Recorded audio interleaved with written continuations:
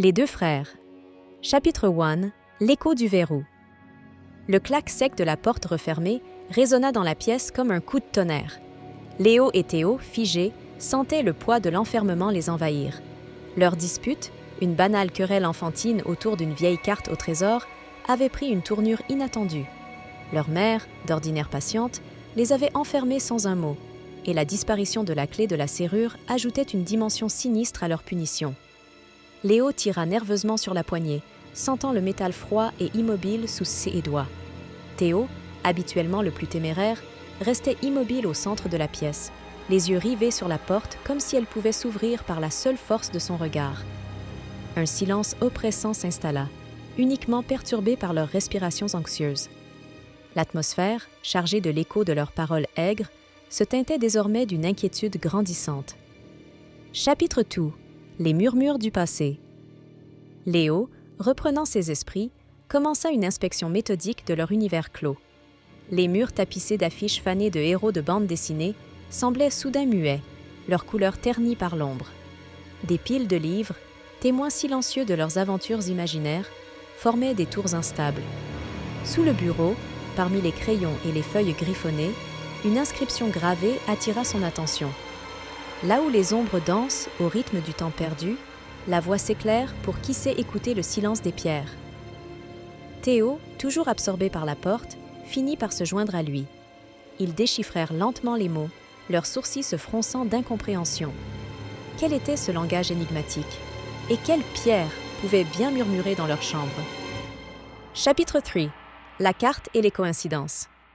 La fameuse carte au trésor, point de départ de leur querelle, gisait froissée sur le lit. Léo la déplia avec soin. Des symboles étranges, des dessins maladroits, des annotations illisibles. Théo remarqua un détail qu'il n'avait pas vu auparavant.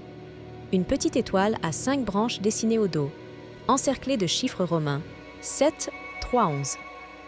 Coïncidence? C'étaient aussi les initiales de leur grand-père, décédé quelques années auparavant, un homme passionné d'énigmes et d'histoires oubliées. Un frisson parcourut l'échine des deux frères. Leur enfermement était-il lié à cette carte, à leur grand-père? Chapitre four. Le secret du miroir ovale. Un vieux miroir ovale, orné d'un cadre en bois sombre, trônait au-dessus de la commode. Théo, machinalement, s'approcha et y aperçut son reflet pâle. En déplaçant son regard, il remarqua une anomalie dans le reflet du mur derrière lui. Une légère distorsion, comme si une partie du mur était creuse. Intrigué, il tapota la surface du miroir. Un son sourd répondit. Avec l'aide de Léo, ils réussirent à faire pivoter le miroir. Derrière, dissimulée dans une niche, se trouvait une petite boîte en métal rouillé, fermée par un cadenas miniature. Aucune clé en vue. Chapitre 5. La mélodie invisible et le livre ancien. La frustration commençait à gagner Théo. Il arpentait la pièce, ressassant leur dispute.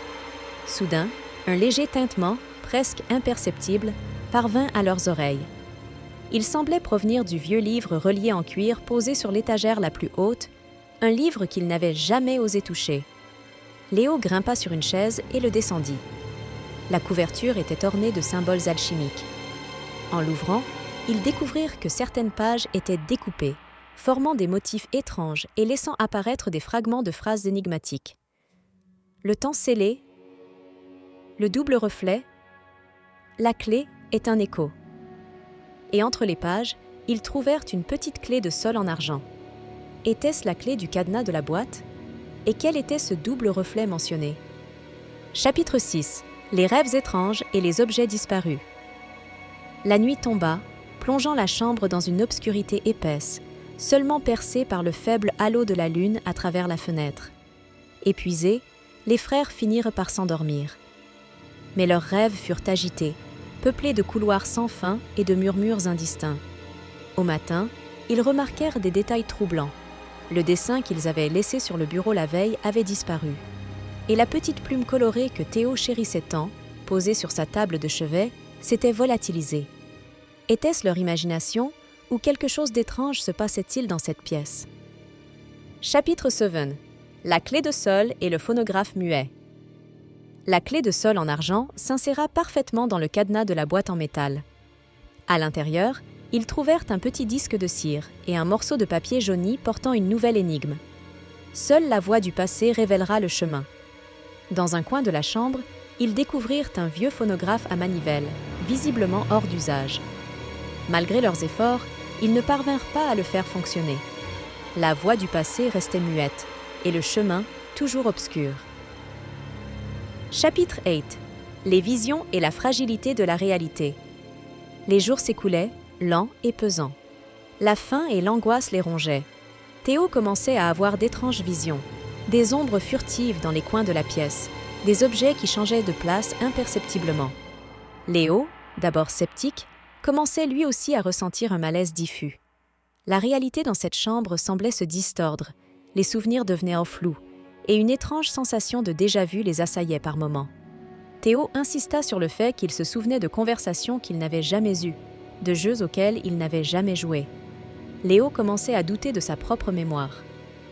Chapitre 9. La dispute finale et le double sens. La tension entre les frères atteignit son paroxysme. Théo accusait Léo de cacher des choses, de ne pas voir les étranges phénomènes qui se produisaient. Léo, exaspéré par les divagations de Théo, lui reprochait de sombrer dans la folie.